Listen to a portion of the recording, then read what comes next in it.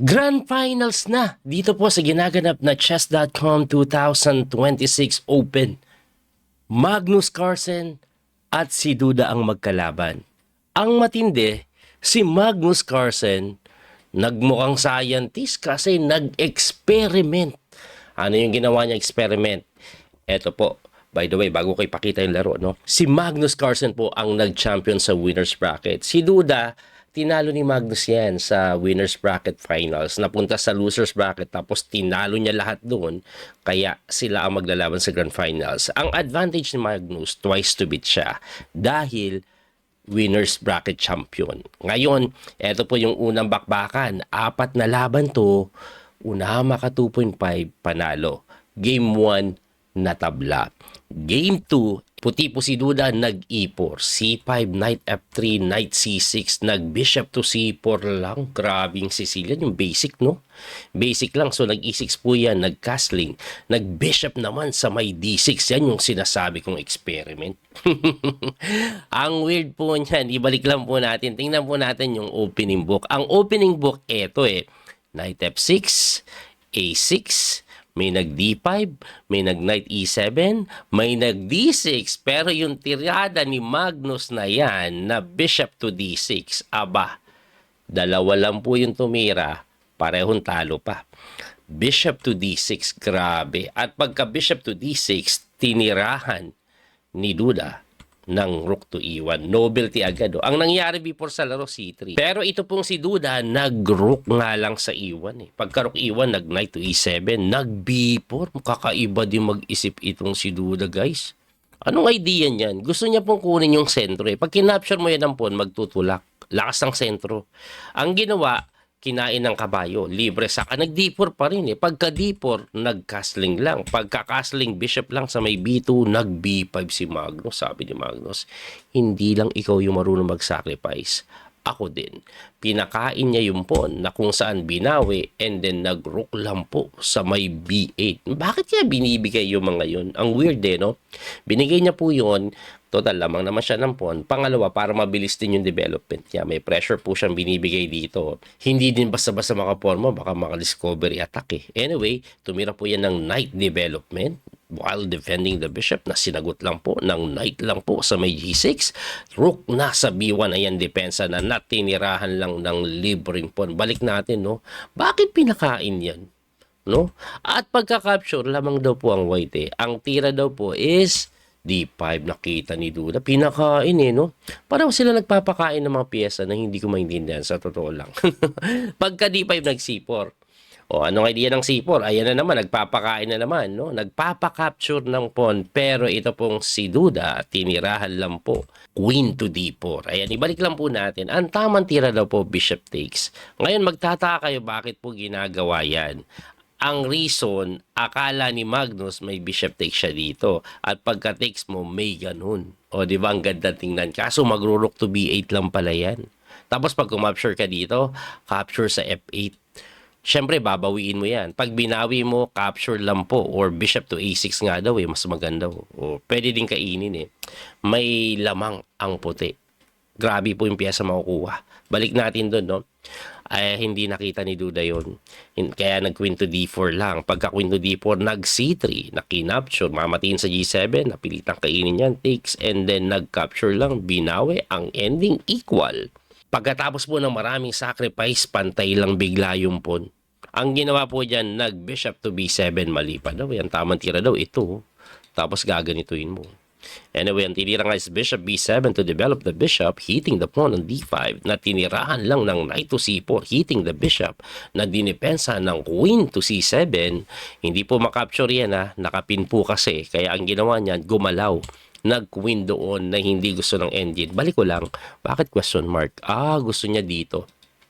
Kasi kung pumunta ka nga naman sa d4, may tempo pa yung bishop c5. Ayun, natempuhan pa. Anyway, si Duda, planado niya pala yan. Ang tamang tira daw ito. Ang ginawa niya po is tumulak.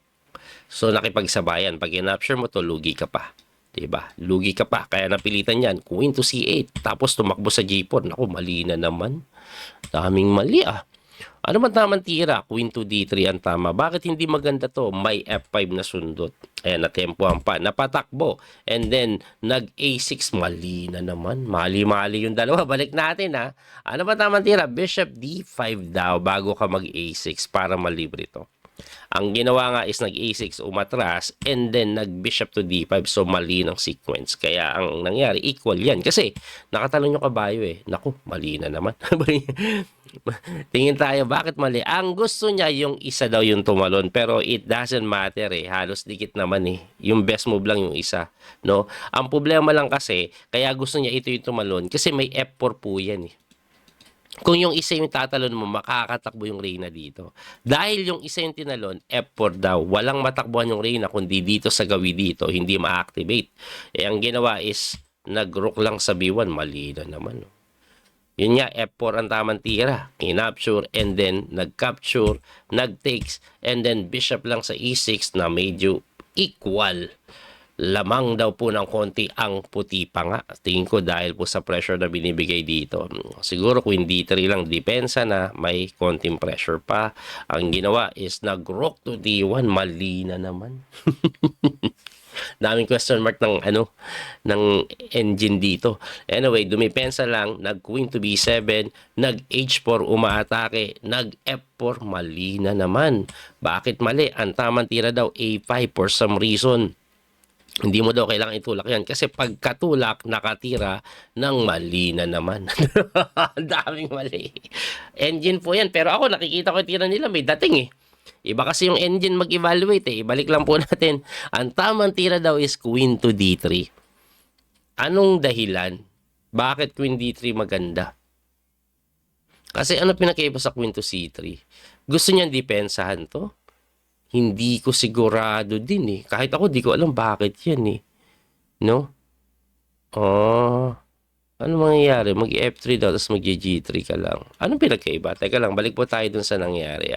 Anong pinagkaiba? Pagka Queen to C3, anong pinagkaiba niyan? Eh, ang ganda pa nga inatake. Sabi ng engine, may Queen to B4, mapipilitan kang ipalit. Ang tanong, pwede bang ipalit yan? Eh, di one pawn down. Di ba? May rook to D8 lang. Ay, okay. Tapos mag-i-endgame siya, pair of bishop. Okay.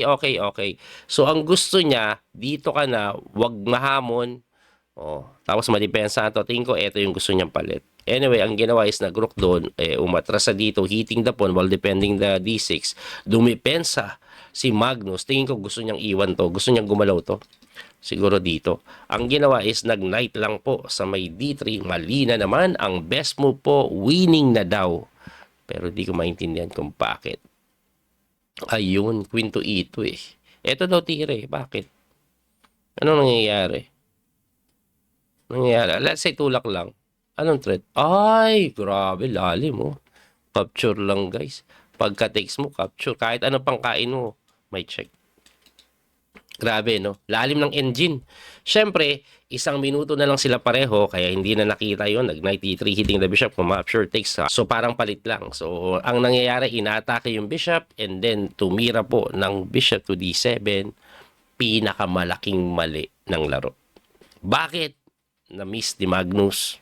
Simpleng-simple. Siyempre, kakainin. Ayun. Lahat porsado eh.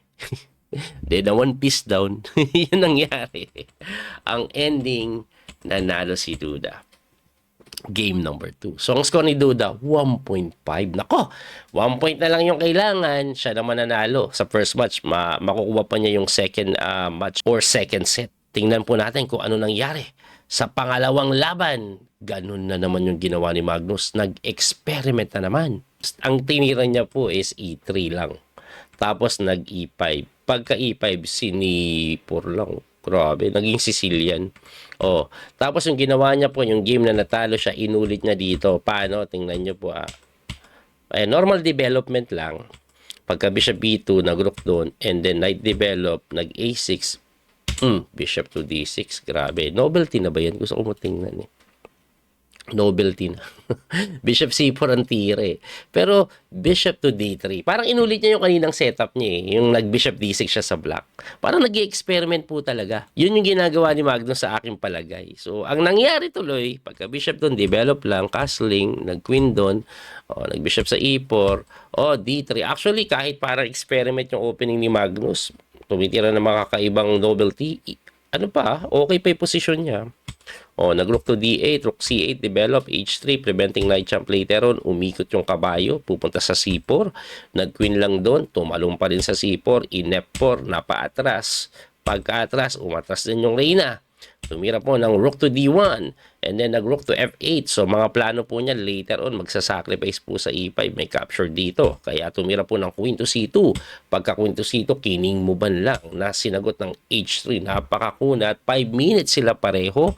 Tumira ng queen to G6. May mga idea po yan later on. Tutulak ka-capture dito na sinagot na ng queen lang po. Sa may E2, baka ganituhin. Subukan mo mag F4. Baka titirahin yung reyna sa H5. Anyway, nag-queen lang po sa may G5 na sinagot ng knight takes bishop. Binawi po yan. And then nag-A4. Pagka A4, kinapture eh. Doon ako nahiwagaan. Para sa inyo. Ba't binigay? Ba't binigay? Yung pala yun. Sinadya para may pinaganon. Dumipensa. Kinain. Takes. And then, gumanon. Tinulakan lang. Kumapture. Takes. Teka lang. Nawirduhan ako. Bakit hindi ito yung kinain? Anong pinagkaiba nito? May E5 ba? May E5 ba yan? Wala. Takano to eh. Bishop D7. Ba't di ginawa yun, no? Yan daw ang sabi ng engine. Balik natin, no? Ang ginawa kasi ni Magnus, ganon. De pagka-text, nagka-passpon. Instead na lamang daw dapat siya, nagka-passpon. Nung nagka-passpon, nag-rook sa C1. And then, nag-E4, kinapture, takes, and then kinapture. Nagbigay din kasi eto, medyo naintindihan kasi may capture doon. So, nakain pa rin yung pawn sa H3 ng queen lang sa may D1 na sinagot lang ng queen to E5, hitting the bishop, na kinapture po yung A4, libre kasi. Nag-bishop lang po sa G4, nag-queen lang sa may B4, tumira po ng queen to F3, hitting the pawn, dumipensa, umatake doon, umatras, tumulak, nako po, maling-mali yung tulak. Maling-mali yung tulak, ayan, namula. Blunder na matindi. 2 minutes pa si Magnus. Abay, basic na yan sa kanya. Kayo nga, ipasa natin, makikita nyo ba, ang best move, ubos agad yung black. Ang best move po, ubos agad yung black, queen to B4. Ayan, hindi madipensahan ng sabay. Kaso Magnus, hindi ko maintindihan. Boom, nag-bishop to F1. Hindi niya nakita yun. Pa time ni Magnus, di ba? Parang daming mali Anyway, ganon, tumulak, kinapture, so sacrifice na lang para gumulo. Pag takes capture, nga naman kasi ito pinapabagsak So gumanon, tulak lang. Pagkatulak, gumanon, pinin. Pagkapin, kining muban, ayun, inatake at dito ang matindi. Tumira po si Magnus ng queen to F2. Blunder matindi na naman. Bakit? May brilliant sacrifice si Duda. Boom. Napilitan. At pagka-check, bagsak. Ubos. Dahil pagka-king move mo dito, nag-resign may palit. Talo. 2 points down. Grabe. Parang di si Magnus, no? Parang nag-experiment. Parang okay lang siyang matalo siya. Anyway, twice to beat kasi si Magnus. So, natalo siya ng first set. Ngayon, dahil natalo siya sa first set, malalaro nila yung second set, which is 2 games na lang. 2 games. So, best of 2. Sino maka 1.5, siya na ang grand champion. Anong nangyari? Magnus mag-e-experiment pa kaya? Tingnan natin, Sa first game po, puti si Magnus naman. Ang tinira niya, nag-knight F3. Tingnan natin kung mag-experiment, C4. Tingnan natin kung ulitin niya yung ginawa niya. B-bishop E3 pa kaya? Hindi na. Tingnan niya, nag-DR. Wala na yung bishop D3 niya. Hindi niya na ginawa. Di bishop D3 niya kahit nandito yung pawn, di ba? Both side. Hindi. Linya na yung tinira. Ayan, linyahan na po ito. Ito po yung tinatawag nilang symmetrical variation ng Tarrasch defense eh. Ayan, umatras, capture, ayan. Mukhang isolated, pero hindi po pwedeng tikman yan kasi may check na ganun. Kaya ang ginagawa yan, bishop develop, castling, b5, ayun, pin doon. And then rook to e1, okay, bishop to c2, tapos b4, queen to d3. Ayan na, bumibrilliant na si Magnus. Sabi niya, seryoso na ako dito, Brad. Pag tinalo mo ako ubos na eh. So, pinapakain po. Huwag kayong magtaka. May takes din dito kasi mati doon. Kaya dumipensa muna yan by playing g6 na sinagot ng knight to a4. Tapos, kinapture yung pawn, pawn takes, and then knight to d5. Mali ang knight to d5. Ni Duda, ako gusto ko itira yung knight to d5. Pero it turns out, ang best is knight to a7 with the intention of knight to b4 according to engine. Hirap maintindihan ng atras na yun, promise. Ang ginawa niya po is gumanon eh. Pagka gano'n niya, inatake to ganon, and then yun. Tingin ko ang pinaka-reason din ng knight to a7, yung bishop ang pupunta dito eh. Para pagka knight to c5. Ang nangyari tuloy, napilitan ibigay yung bishop eh. Kaso hindi pa kinain ni Magnus. Number 1 engine move yung pinawalan niya. Gusto niya dito. Siguro, ganun, bago kainit. Ang ginawa naman is nag-rook to c8, ayun na. Ginagawa na yung sinabi ko. Gumanon, umiwas sa pin. Nag-h4 lang si Magnus, takihin siya. Tumira po ng knight to b6 na tinirahan lang ng bishop to b3 na hindi pa gusto ng engine. Ang gusto ng engine na hindi nakita ni Magnus, pang malupitan, matinding sacrifice, knight to a6, panalo agad. Wala din sa condition si Magnus, hindi niya nakikita yung mga sharp na ganito, no? Usually kasi pag Magnus ang naglalaro, yung mga ganyan sacrifice basic na yan. Ano ba nangyayari? Pagka-capture mo, rook takes to e6 lang. Teka lang, coach, binigbigay ka pa ng isa pa. Merong rook takes to g6 at halos mamati na po. Yan ang mangyayari. Mate in 4 eh. Ayan, no? Wala, ubos talaga. Hindi nakita ni Magnus yung sacrifice. Ang ginawa niya, nag-bishop move pa siya. Nag-knight naman sa d5 para maharangan yung sacrifice. Pero according sa engine, sacrifice pa rin. Sacrifice pa rin daw. Lamang pa rin, winning. Kaso, ang ginawa is nag-h5. Pagka h5, kinapture na yung knight. Baka mag-sacrifice, binawi ng tore, and then queen to d6, umiwas sa pin. Kinapture po yung kanyang kabayo na binawi. At ang ending po niyan, magtataka ba't kinapture ni Magnus yun? Para mabad ito ng gusto. But bishop siya. So, nag-win lang po sa may e3, nag-f6. Tumira po ng rook doon, hitting the bishop, na umatras, and then ayan na, pinipin na. May pressure pa sa a6. Gumanon na maling. Grabe yung mga blandira nila. Balik tayo doon, no? Medyo okay pa daw, rook to e8, pero lamang na talaga si Magnus, no? Bakit mali ito? Talagang mapaparesign ka pag yan yung tinira mo. Dahil may simpleng tira, iyak tawa, mga sir. Bagsak. Ganon ka basic. Nag-resign eh. Kasi kahit umiwas ka, kainin lang eh. Anong pakakain mo? Wale, ubos-ubos. Pag kinain mo nito, may kain dito. Pasado to siguro. Kaso tirahan ka lang mga rook c7. Grabe, butas-butas eh. Queen e6, ngisay-ngisay, ang daming tira. Anyway, dahil doon nag-resign si Duda, tabla na lang kailangan ni Magnus. Game number 2, baka mag-experiment ulit Tingnan natin. Itim na naman si Magnus. So, tumira po ng e4, e5. Normalan na. Pinasok na yung normal ng Italian, no? Normal Italian po ang nangyari. Magnus seryoso na sa kanyang mga opening. Persado na siya eh. Kasi pag di siya nagseryoso, madadali siya eh. Ayan, no? So, very equal. Wag po kayo magtataka na binibigay po itong pawn pero hindi po kinakapture. Kasi pag tinakes po yan, po pawn takes lang. Sabihin mo, coach, libre, pwedeng kainin. Pwede naman, pero ito po kasi ang mangyayari matindi, f4. Saan pupunta yung knight? Dito siguro, knight to f3. Saan pupunta yung bishop? Baka mapaatras mo na lang, h4 with the intention of e5. Talagang hirap na hirap po yung posisyon, ipit-ipit kahit one pull up. Kaya balik natin doon, hindi po ginawa yon. Ang ginawa, nag-rook to d8. Na sinagot ng knight atras lang. Ayun, ganun pa rin binibigay pa rin kasi may f4 lagi eh. So, kinapture, ang ginawa, f4 na nga. Pagka f4, umatras doon, tapos knight lang po sa g4 si Duda. Umaatake siya kay Magnus, no? Ang ginawa po niyan, kinapture mo po, nako, na mali pa daw. Ang tamang tira daw, knight to c5. Pagka-capture kasi talagang lumamang daw, pawn takes lang. Ang tanong, bakit lumamang? lamang nga ng pawn si Magnus. Kasi nga po, yung mga parating na mga atake andyan. So, ang ginawa is nag-bishop to h4. Maganda daw yun para ipalit, pero tinulakan lang. Napakagandang sacrifice, guys. So, hindi mo makapture kasi may ganun. Kaya napilitan niyan tumalon, knight to c5, kinapture. Nako, yun ang mali. Ang tamang tira daw is knight to f3 kasi similar idea. May pressure dito, hindi makapture kasi nga may ganun. Na-miss yun eh. O, kinapture agad, gumanon, saka gumanon. O, ang pinakaiba, nakaporma pa yung queen sa may h5. Tinulak po with a check. Nako, mali. Ang tamang tira daw, rook to d5. Hirap makita eh. Idea niya ganun eh. Pero hindi mo naisipin yan kasi parang ang pangit na posisyon ng tore. Parang may ganito, may tempo pa, di ba?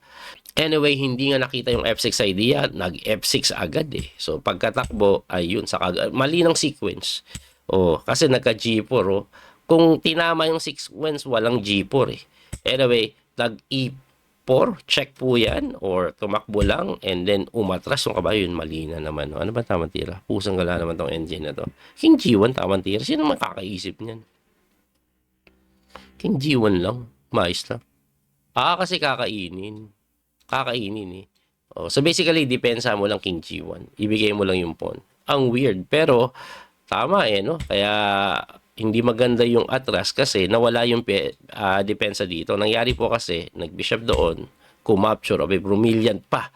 Siyempre, kinapture, and then takes, and then nag-queen doon. So, kahit papano, brilliant move pa pala. Lakas po kasi ng dalawang pawn, tapos may pressure dito.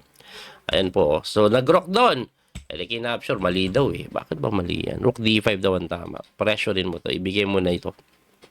Kaso gumanon nga. Ayan, medyo, ayun, nalimas yung pawn. Lamang si Duda. Ang problema ni Duda, less than 2 minutes. Gumanon. O kumain ng pawn. Gumanon. Nang hinain. Pero mali pala yung capture dyan sa kadahilanan na may tulak. At pagkaatras, may rook doon. Umatras, and then may rook to c4. Sabi, kanina mali yung tira ng kabayo, pero according sa engine evaluation, lamang pa rin daw po si Dude. Ang gagawin niya lang, knight f3. Bigay niya daw po ito, and then ilipat mo yung knight sa d4, magandang pressure na ibibigay doon. Ang ginawa po is nag-knight to e4. Mali na naman. Kasi, may g4. Anong meron? Ano kung may G4? Ito po kasing knight na to humarang dito eh. Parang nagsayang ka ng tira. Pagka G4 kasi capture takes o mag-G3 yan in case na gumalaw to. Ang ginawa is nag-A5 para pass pawn. Nag-rook to A8, mali din, no? Tamang tira, rook to A4 daw eh. Bantayan mo behind. So, nag-rook doon. Ngayon, nag-queen to E2 na, nako, big blunder. Ibalik natin, ang tamang tira, knight to D6. Yan ang pinapatira ng engine. Capture, takes, magkito, tapos magkakapass pawn. Ang tinira ni Duda with 1 minute lock yan, no? Maling-mali. Kasi ang tema niya, atakihin. Atakihin, di ba? Ganda ng tema eh, double attack. Ang problema, may tiradang kumapture ka na depensahan pa pareho. Pusang na lugi. Lugi. Ang tinira dyan, nag-knight to d6, hitting the rook. Kaso, rook c5 lang. Depensado na, atakado pa a5. O, tumira doon, nakinapture nga lang. Mali pa eh. Sabi dito, easy win g3. Hindi nakita ni Magnus. Ang g3 po kasi, pag kinapture mo to, matik eh, ng mga tiradang queen dito. Diba? Ganda eh. Kaso, hindi nakita ni Magnus, kumapture pa doon, takes, and then nag-queen lang po sa may f2 na tinulakan. Aba, may ganun pa siya. Aba, kahit may ganun ka pa, may gayon din, oh. Oh, atakaditore. Diba?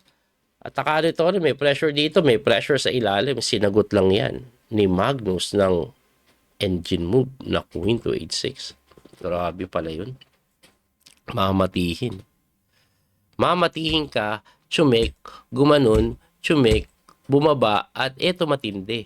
Nanalo si Magnus game 1. So, kailangan niya tabla lang. Pag tsumek ka ng tsumek, tabla. So, kailangan niya magpilit. Kaya po tsumek siya doon, gumanon, tsumek ulit, gumanon, and then binigay na yung reyna, pinalit. So, equal ng pawn. No? Equal ng pawn. Pero, pag ganito pong endgame, rook and bishop, same, rook and knight, tapos pareho po sila ng pawn. Wala, mahirap pa doon panalo. Ang pinaka nakakalungkot, tingnan nyo po yung time ni Duda. 12 minutes na lang. 12 seconds na lang siya. 2 minutes may higit pa si Magnus. Tinira-tirahan lang pala siya ni Magnus dito. Ayun, no? Puro pre-move na lang ginagawa dyan. 1 po na pa si Duda, pero 6 seconds, di aabot yan. Di aabot yan. Wala.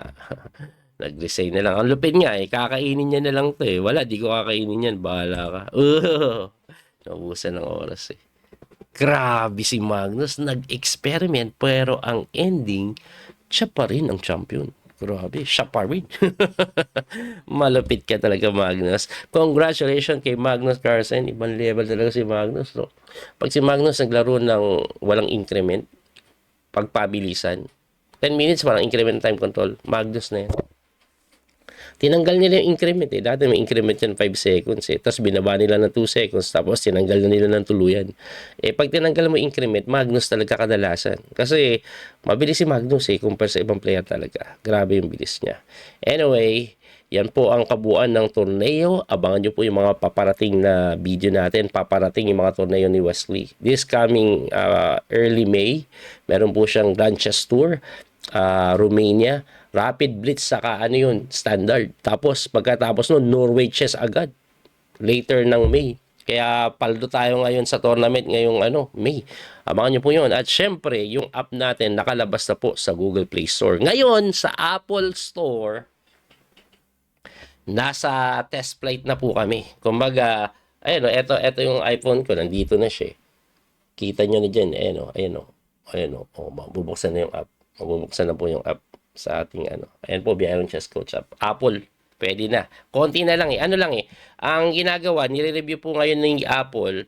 Tapos, pag may problema, ini-email kami para gawan namin ang adjustment. So far, sabi po sa email sa amin, it will take 48 hours to 3 days kung yung pag-check nila, and then kung may babaguhin, gano'n na naman. Titingnan namin hanggang kung kailan matapos yung pinapabago nila. Hopefully, mabilis lang. Hopefully, within this week. Tingnan natin. Abangan na lang po. Muli ito mo yung Coach Speedy Master, Daniel Causo. Hanggang sa muli pagkikita. Don't forget to like and share. Follow and subscribe. God bless po mga kabiyahe. Maraming salamat sa suporta. Bye-bye. That little mouse, 'cause I'm an albatross.